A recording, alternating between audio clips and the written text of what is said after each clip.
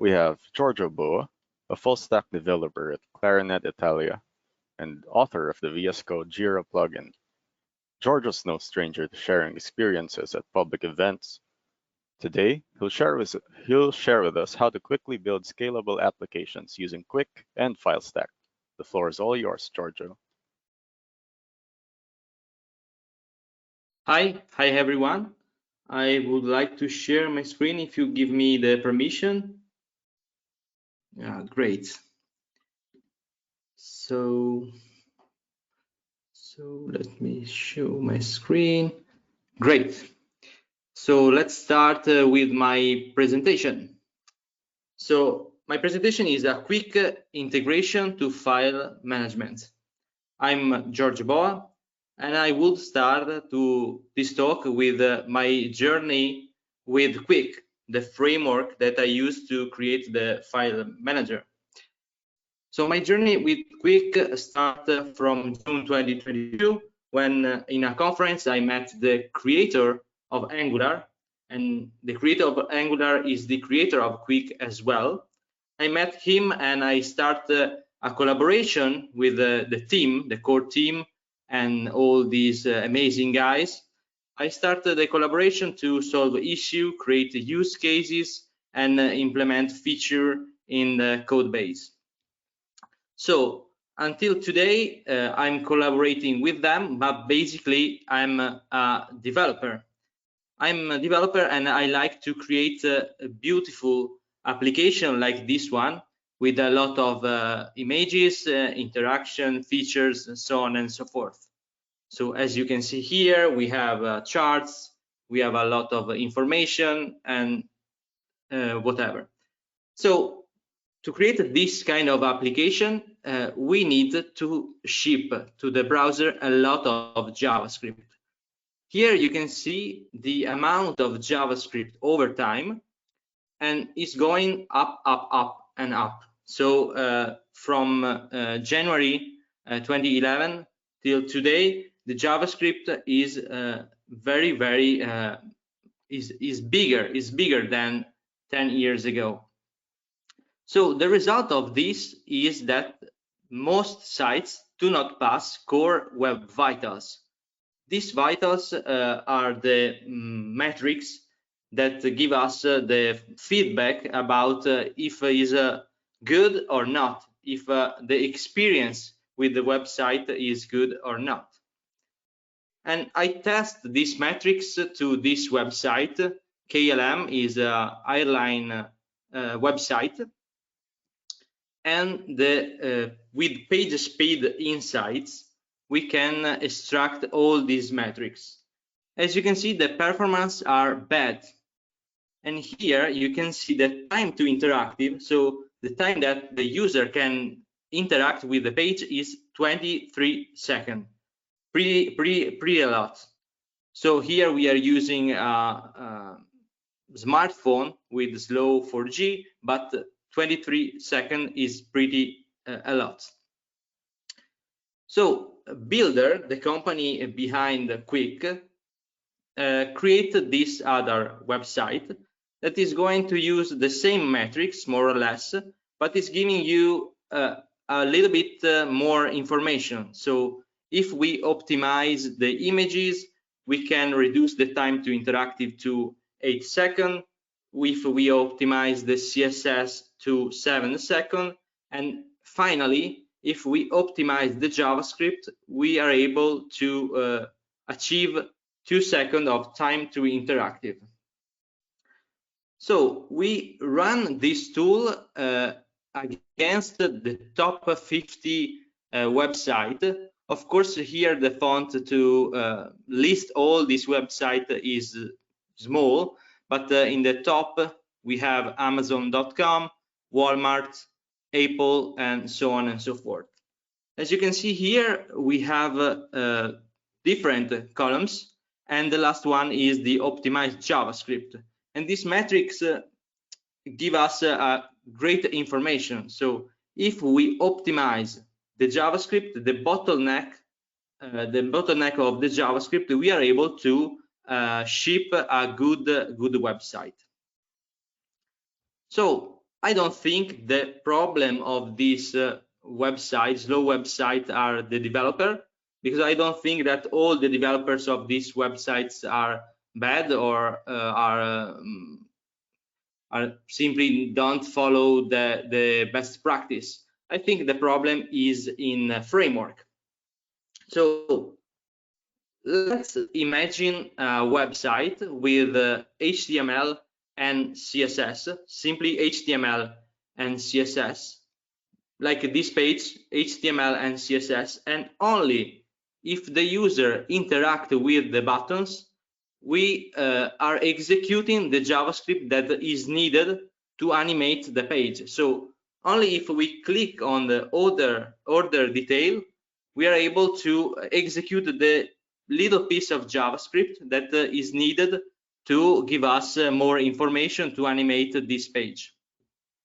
Will be amazing because HTML and CSS, it's really fast with modern connections. And with this idea in mind, Qwik was born. Now is in beta, but soon the first release will be published. And let's have a demo about Qwik. So I move myself in VS Code here. Great. So I open the Qwik example. Okay, this is a Qwik application. You can use the CLI to scaffold a new Qwik application, and as you can see, is a more or less another server-side rendering application like a Next.js one. So we have the source folder, we have the roots, and we have all the file-based routing files. Under the hood is using Vite as a web server, and the Qwik team create a few plugins on top of the default configuration of Vite. And during the build time, is going to use Rust to optimize the output of our build. So if we open a Qwik component, we can see here we have JSX syntax, because the team decided not to reinvent the wheel, but just use the JSX standard. We have a special API component $ that is needed to create a Qwik component, and then every function, or more or less every function, is wrapped with this $sign. This $sign is a special marker that is going to trigger, is going to inform the optimizer during the build time that this part can be isolated and in a different file. So let's start this application. So we can open the terminal, and then we can run npm run dev. Okay.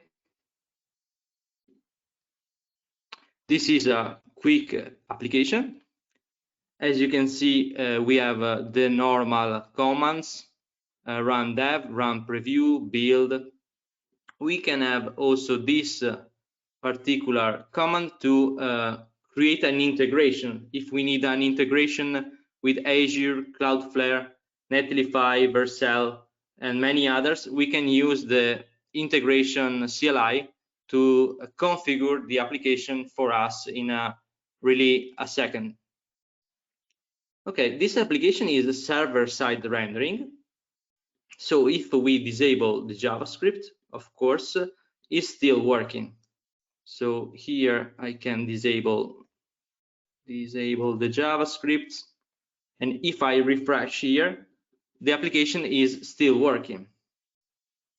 And this is because in the end the server ship HTML and CSS, and we don't need any kind of JavaScript. So if we inspect the page source, as you can see here, we have all the information, and is really fast. Let's enable again the JavaScript. Okay, and here another cool things. So here you can see that the Qwik inside of the element is going to set the state in paused. So now the application is working, but the state is paused. As soon as I click on a button or I click on somewhere, the status switch to resumed. And that's why we call Qwik the resumability framework. That's because we call it resumability flow. Okay, let's create a build. Let's create a build. So if we run npm run build, we can see that it's going to build all the stuff and it's going to create a lot of chunks. So for us, the optimizer create a chunk for every dollar that is going to find in our code. So here we have our handle click. Okay, and we have also this Q manifest. So let's see inside of the Q manifest what we can find. Here in the Q manifest, we find a map that is mapping all the function with the chunks. So if we look for our handle click here in the roots index, this is a specific file name for this handle click. So if we now run the preview of the application, okay, great. Run again. Now is in preview. So build a production build. We can see from the network, and if we put all the resources, we don't have any kind of JavaScript, because we mentioned before is always HTML and CSS.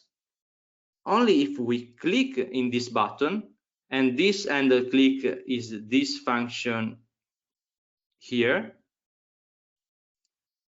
in the root index, we have this function with the 2 console log. By the way, here we are using 2 libraries, Lodash and DJS, to console log something, and we are increment a state inside of the application, the counter. So every time I click on the counter, it's going to going 1, 2, 3, and so on. But if I click here, as you can see, now the framework is executing the JavaScript, but only now. In a normal framework, we execute all the JavaScript at the startup. And this is the new mental model of Qwik that is going to blow a lot of minds. And if we look at the preview of these chunks, we can see that if we look for console.log, maybe here, console log, no, maybe here again, console. Okay, this is the chunk for this particular function. And if we look for the Lodash library, okay, this is the chunk for the Lodash. So we are paying the execution of the library only if we use it. In a normal framework, we pay for the library from the start of the application, and this is a revolutionary way to create application. But let's jump back to the slides. Okay, so we saw more or less how Qwik it works. So it's more or less like a virtual machine. So in a virtual machine, you start up your application, your system, and then you can open VS Code, for example. You can pause it and then take all the files, and you can pass these files to a colleague or a friend, and this friend is able to resume the virtual machine. So if you have a Visual Studio Code or a Notepad or something like that, if you resume the virtual machine, you have already the application open. And we are doing more or less the same with HTML. So we create all the things into the server, we ship into the browser, and then as soon as the user click on a button, we resume the interactivity. So resumability is like a resume app. We execute, as we mentioned before, all the logic, we pause, and then we pass all the things to the browser, and then if the user interacts, we are able to resume all the flow. So with a classic approach, the amount of JavaScript is growing like the functionality. So if we have more functionality, we have more JavaScript. Because we pay for the execution, we pay for the JavaScript, we have bundles 1 or 2 megabytes of JavaScript when the application is become bigger and bigger. With this approach, the correlation is broken. So only if we use a specific part of the application, we pay for the JavaScript. So the correlation is in this case is broken. So with a traditional framework, we execute all the JavaScript at the runtime and in the start phase. With a resumable framework, only if the user interact with that part, we pay for the execution of that JavaScript. So the curve of the Qwik framework is more or less flat because we pay only the startup is really fast, even if an application is big or is small. In a normal framework, if the application is small or hello world is really fast, when we create a dashboard or a file management, can be really huge. So basically we saw the resumability, but is different from the hydration. The hydration is the normal way to do server-side rendering like Next.js, SvelteKit or Next.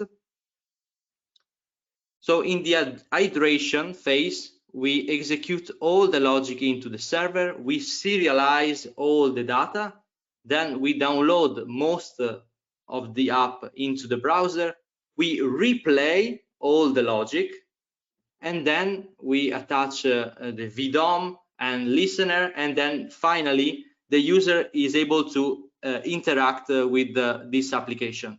So we are the execution of the logic is in the server and in the browser. But can we prove that we are doing the logic to the backend and in the browser? Yes, we can do. We can prove this double logic, and here a demo. So let me go here. I create two demo, one with SvelteKit, is a server-side rendering of Svelte. And here we have a normal application with a source folder, roots, and all the roots. And here in the index page, I create in the script part the logic of our application, a console log. And if window is undefined, is going to console server rendering. In the browser is going to console client rendering. So let's run this app. npm run dev, and now if I go again here, I refresh. This is a SvelteKit from the starter, and we can see here we have client rendering. But if we go back to the server, we have server rendering. So this logic here is going to happen in the server and in the browser. This is the proof that is going to do the same thing in the server and in the browser. And is a waste of time, of course. I have an example also with the Next.js. Is more or less the same, the logic. We have the pages and we have the index. And here we have this console log. This is the part of the logic in a Next.js application. If I run the application and refresh here the Next.js starter, we have client rendering, and then in the server we have server rendering. But I created this special URL check to broke this flow, because if we create a state with the value of server rendering of client rendering, Next is going to complain because the logic that is doing in the server is different from the logic that is doing on the client. Let's see in action. So if we go into /check, we can see an error because we have a problem in the hydration. An error occurred during the hydration. So this is the proof that is going to hydrate the application, is going to do the logic 2 times. So the server, the logic print out server rendering, and the client rendering. But if we inspect the view page source, we can see that we have here server rendering. So the server logic put an HTML with the server rendering, and the browser is going to calculate client rendering. So this is why is complaining about this. Let's go to the slides. We have real use cases about Qwik. Here we have a showcase of most important application with Qwik, and as you can see, all of them have a good performance. That's the a marker, that's a proof that a framework is with a good logic. You don't have to struggle with performance and SEO or stuff like that, because the framework give you all the things to do it out of the box. I create this example here, is a public URL, is a e-commerce website based on headless e-commerce venture.io. I create this Qwik storefront to communicate with the public API in GraphQL, so you can visit this website and you can see with your eyes that the performance are really great. But let's go to the demo with the Filestack SDK.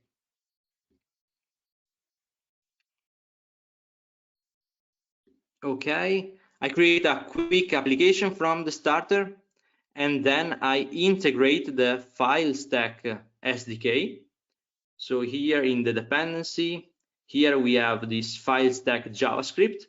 I create a user in their Filestack website to retrieve a token that is in my env file, and then I create in the main page, I create here. Now I close this to show you better. I create a drop zone to upload my file. This is a Tailwind CSS, and basically with the upload file, callback function, we can create a client from Filestack with the token, and then we receive from the element the files, and we are able to upload this file. We can also rename the file. We have a lot of possibility here from the library. We have the input file, we have the upload option, store option, and whatever. So I decided to rename my file, and then that's all. So I can run the application,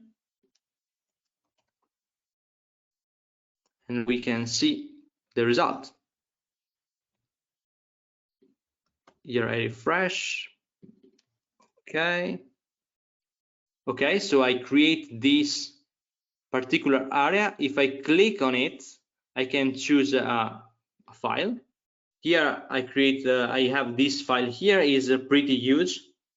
So I click on the open, and then I invoke the Filestack. And as you can see, Filestack SDK give me also the upload process, so I can show to the end user the process that is going on and on. So now if I go in my portal, I refresh here, I can see my file. I rename the file, of course, here, but if I grab the URL, oh, let me check, not this. Let me check this one.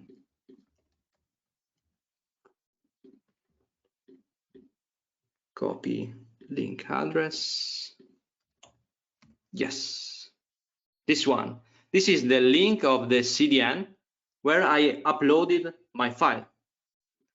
So basically here I can upload more, of course, than one file, and I can manage them to show to the end user. Here you can see the size is 5 megabytes, and that's all. So it's pretty easy to integrate Filestack with a Qwik application with the SDK. I spent it, I think, 10 minutes, 50 minutes from create the user to the platform and upload the files. So it's pretty straightforward. So here I want to show you the other demo, the e-commerce demo. Here is the e-commerce demo, and as you can see here, we have all the chunks, of course. It's pretty fast, and if we go to the fetch URL, we can see that it's going to call a specific GraphQL server. And if we test this application into the page speed, here I create the page speed, and we are testing the page speed against this application that is a Qwik application, of course. And let's see the performance. So as you remember in the slides, the airlines website was like 50, if I remember well, % of performance. Now out of the box, you can have 100% with all the metrics. I struggle a little bit only to tune up the application to reach the 100% in performance, but was only for the image format. And I think this is a really amazing result. And if I run the metrics, of course, against the Filestack application that I created, of course, we can have the same results as well.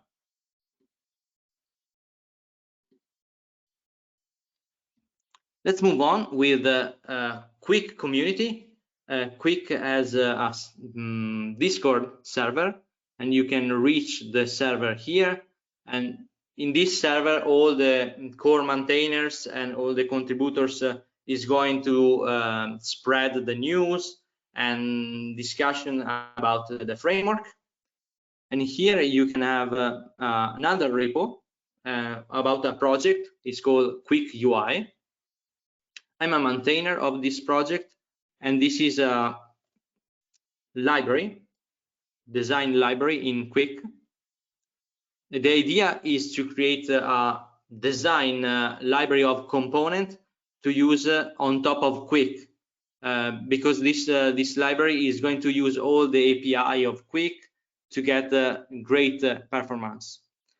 And in the package, we have the headless part, where there are all the components without any kind of CSS, are more or less HTML and a little bit of CSS, because the idea was that the end user can customize them. And we have a different package, material one and a Daisy one. And with Daisy, we are using Daisy UI. Daisy UI that is on top of Tailwind, and is a let me check here, is a design on top of Tailwind, is a CSS helper on top of Tailwind, and we are creating all the components. We are using the headless component, and we are styling them with Daisy. So if you want to contribute in a project, I'm a maintainer of this particular project. I'm really happy to onboard you on this project. If you are a newbie in a contribution, don't worry, I'm here to help you. Let's move on. And I want to say I'm a full stack developer for Clarinet Italia. We are an international consultancy company. You can find me on Twitter. My handle is Giorgio_Boa, and I used to share and repost interesting things about the front end. So thank you for having me here, and I want to listen to your questions. Hello, thanks, Giorgio. Yeah, the 100% performance is something that we really have to aim for, right? So we just have some, we gathered some questions that are for you. So first, is Qwik complicated to learn? Okay, it's an interesting question. It's not complicated to learn, because basically we use JSX. So if you are familiar with React, you can port your application from React to Qwik in an easy way, because the syntax is the same, literally the same. So if you are Angular, maybe it's more difficult to go into the JSX way, but I think it's something that mid or even a junior can do easily. Yeah. That's great. Next question, can Qwik do SPAs or single page applications? Yes, I didn't mention it in my slides, but here we are doing server-side rendering. So every route is a new HTML and CSS, because the round trip was from the browser to a server, and the browser for every route. But if we use a special component that is called link, simply link, we are able to do client-side navigation. So the round trip is a little bit different, and also the feedback to the end user is different. It's not to refresh all the page, but it's going to replace only the part that is needed. Yeah. So in the end, we can do it with the link component. Got it. Sounds great. Next, what are the benefits of using a JavaScript framework for file management? Yeah, okay. This is a good question. Okay, JavaScript for a file manager. I think JavaScript, you can use it everywhere. So in your mobile phone, in your desktop, even on your TV. So JavaScript allows you to reach a lot of devices, and this is a good point for the language. And also we have a lot of integration, a lot of libraries.